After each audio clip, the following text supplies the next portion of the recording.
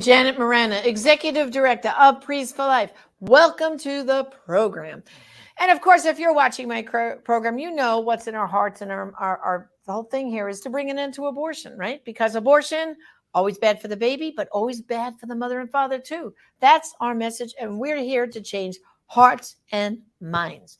Well, joining me today is a powerful couple, and have they got a story to tell?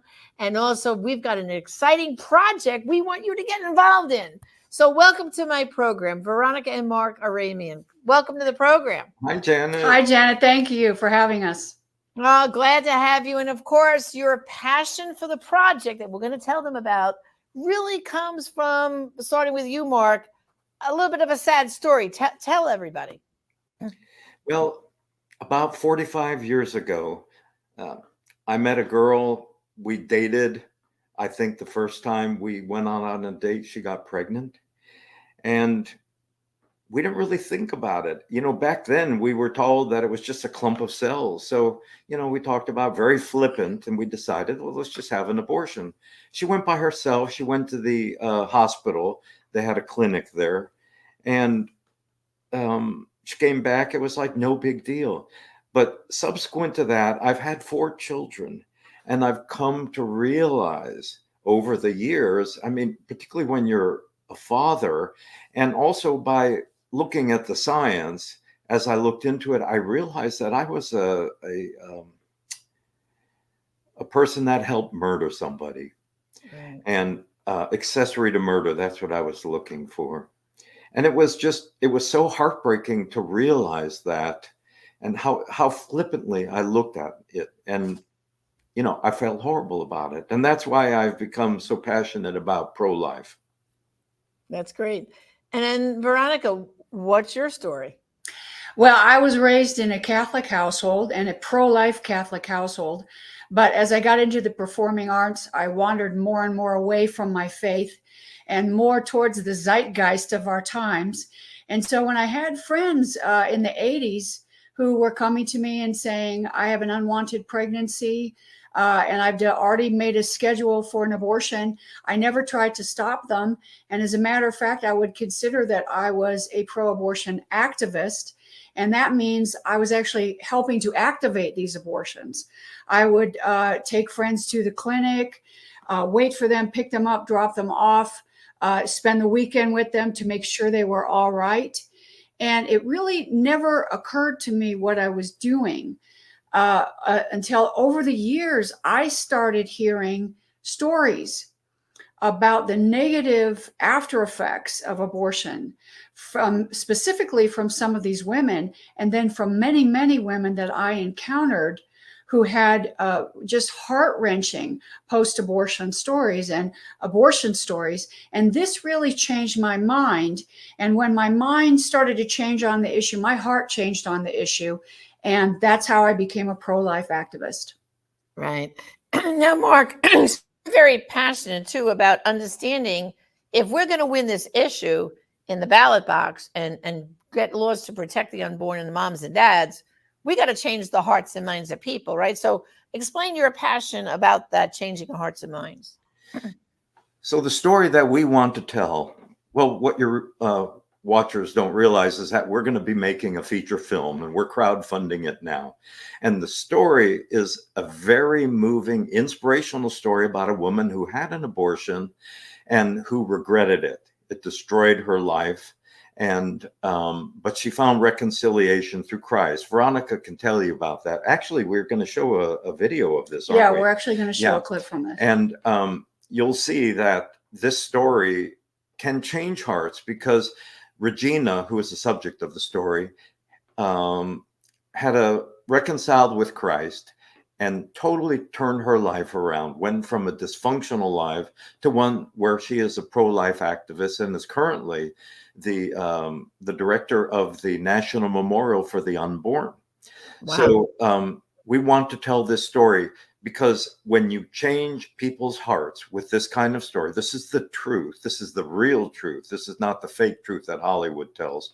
When you tell the truth, it will resonate with people. Now, if we can change the hearts of these people, half of the people in this country do not pay attention to the logical arguments that the pro-life side makes. They listen to emotional arguments. And who makes those emotional arguments? Hollywood. They do that by creating sympathetic characters, somebody you really want to be like, or somebody you want to be your friend. And they show that they're victims of the Judeo-Christian ethic. And so, for example, Unpregnant, that was a movie that came out a year or two ago. It's a young girl, underage, who gets pregnant. The bad guy is the Christian boyfriend who wants to keep the baby. She has to go to another state, the poor thing. See, she's a victim.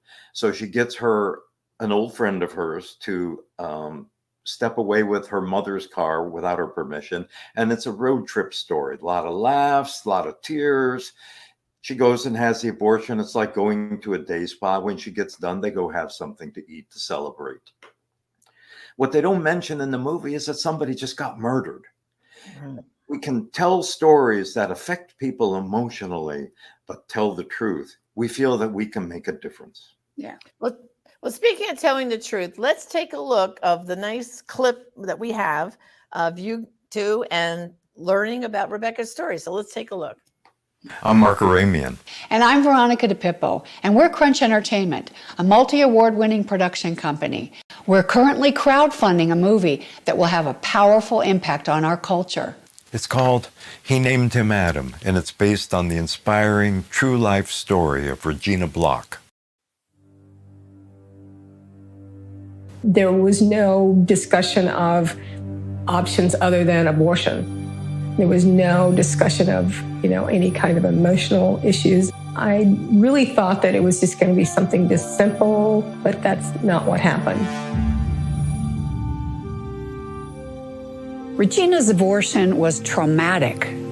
She started to develop signs and symptoms resembling post-traumatic stress disorder. But I started eating. I think I was just basically numbing the pain. She got married, enrolled in law school, but the law school was located right near the abortion clinic. So she was reminded each and every day of what had happened in that clinic. This started to overshadow her life and ultimately ending her law school ambitions. And then, when her marriage was on the brink of collapse, she discovered that she was pregnant again. And, the doctor wanted to do he wanted to do an amniocentesis to see if there was any problems with the baby. And I said, no, I'm not. I'm going to take what I get. She was perfectly healthy. She was just beautiful. And I was in love immediately. And I remember saying a blessing over her and just thanking God for her. Though her marriage ended, she was able to experience a different kind of love. And yet there was still something in the way. Every milestone in her life, all I could think about was the child that I didn't allow this to, happen for. This really began to torment Regina, and she started to sink back down that black hole of grief and depression once more. It was particularly bad whenever she had to pick up her daughter from daycare, because the daycare was also right near the abortion clinic. Most of my week, I'm reminded of what I had done. And for whatever reason that day, it just overwhelmed me. I just remember thinking, I can't live. I don't want to live. She was driving by the abortion clinic one day and a truck was coming the other way. She was so overwhelmed by her grief, she almost ran into it head on. What saved her was her 4-year-old daughter's voice coming from the back seat. All of a sudden, my child's voice in the back seat of the car said, Mommy, I had a dream about my brother. So I swerved back over into my lane, of course. And I'm thinking, this child knows my deepest, darkest secret, and I have never mentioned to her that she has a brother. The first thing I said was, tell me about your brother. And she told me about her brother. And I got a glimpse of not only God's forgiveness, but his grace. Because he didn't have to reveal any of that to me. We can bypass the studio system, finance this film with your help, and bring it to the world to see. If you want to help us change the hearts and minds of so many, please donate. Any size donation is welcome.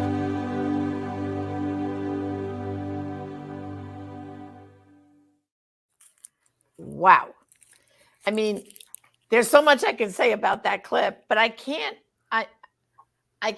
imagine how like a full length of this would be so impactful to follow her story step by step. I mean, that was just like a summation.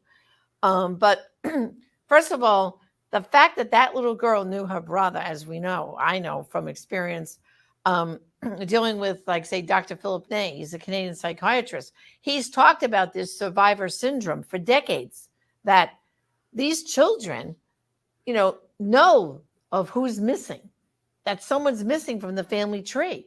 And this is a perfect example that little girl knew I had a brother.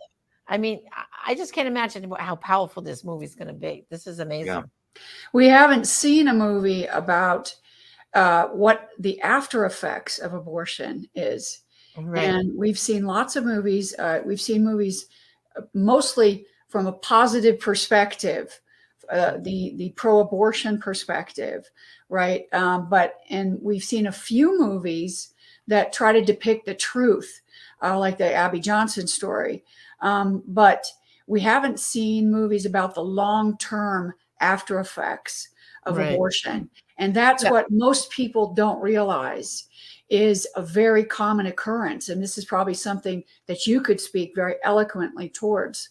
Well, yeah, because like when she said, her law school was by the abortion clinic. Okay. So now she's trying to get ahead in life.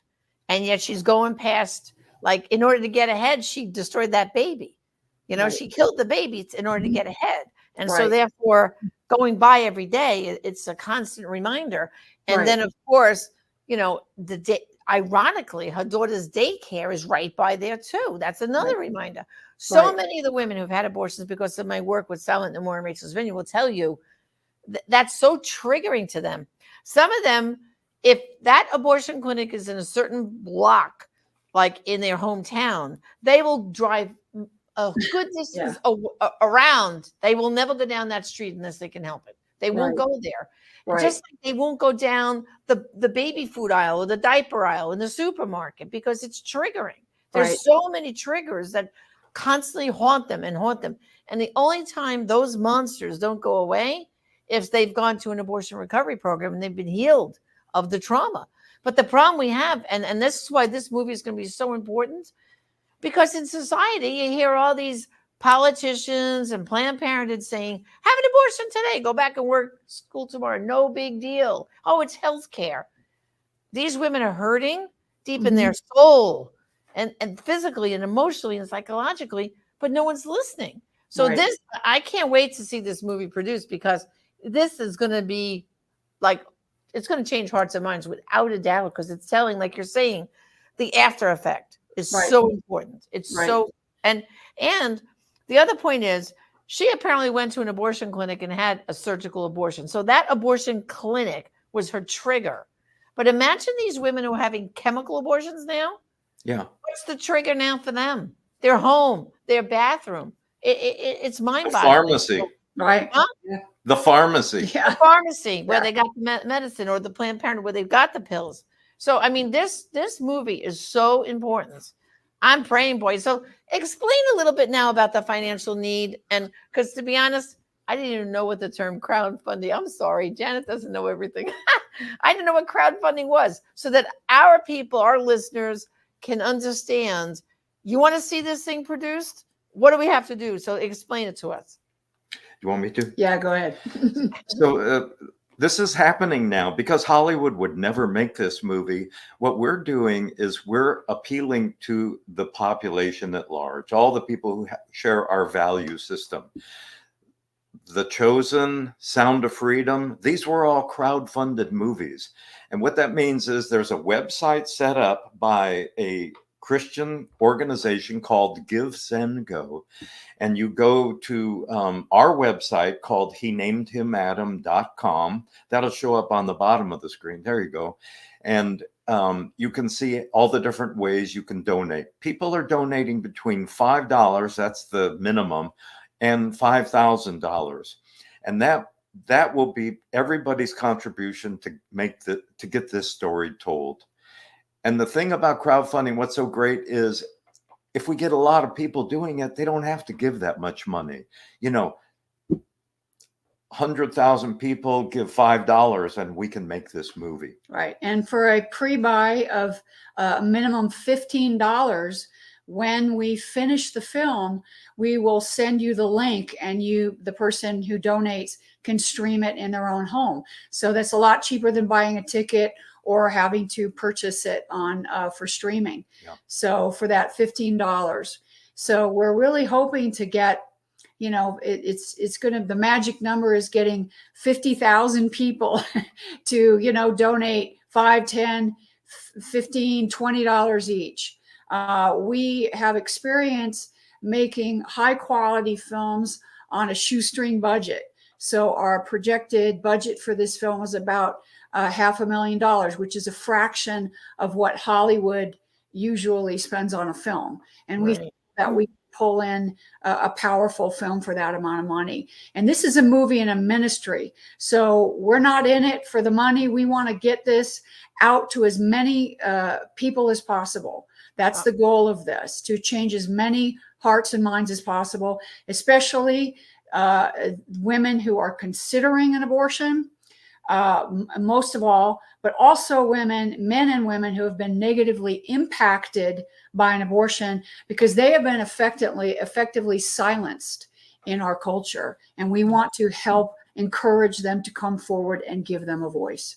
That's great. I wanted to say one more thing, Janet, that the women and the men who have not reconciled their abortions will continue to vote for the candidates that are for abortion. Right. And until we can change those hearts, they're going to keep voting for the Democrats. Right. Absolutely. And that's why this is so important, this project. Okay, so I'm a very goal-oriented person. So how much have you raised thus far? About roughly? About 30 grand. Okay, 30,000. Okay, that's okay. But see, I want all my people here to understand that we're going to all get on board this. And even I am going to go on and make a donation to crowdfund. I didn't know about it, but I'm going to do it. And I think, this is where the little people, us, can make something happen that we want to see happen. And I think this is an awesome project. And from what I understand, though, you have a what do they call it? A screenplay, a script written, is all written, right? That's We're ready to go, right? Yeah, oh yeah. Yeah, actually, we're going to be shooting a trailer in the next month or so. And it'll really make this exciting. Yeah. Well, I'll tell you, we'll invite you back once the trailer is done so we can continue crowdfunding and making it happen. Okay. Excellent. Wonderful. Thank you. Thanks for joining me, and God bless. And I can't wait till we get the whole movie done. I want to be there when some of the filming's done. Okay. You let me know. I wanna be there. All right. Mm. You got it. And thank you for all that you guys are doing. Yes. Thank you. Our Thank pleasure. you. Thank you, and God bless. God bless. God bless. Well, brothers and sisters, you got your homework now, okay? You're going to go donate, crowdfund, okay? And there's the website, and I'm going to count on you. We can make this happen because you know what? We're not going to let Hollywood silence the pro-life message. This is a chance to change hearts and minds. And before we go, just remember, there are some abortions only you're going to be able to stop. Therefore, some lives only you can save. Join me again next time. Thank you. God bless.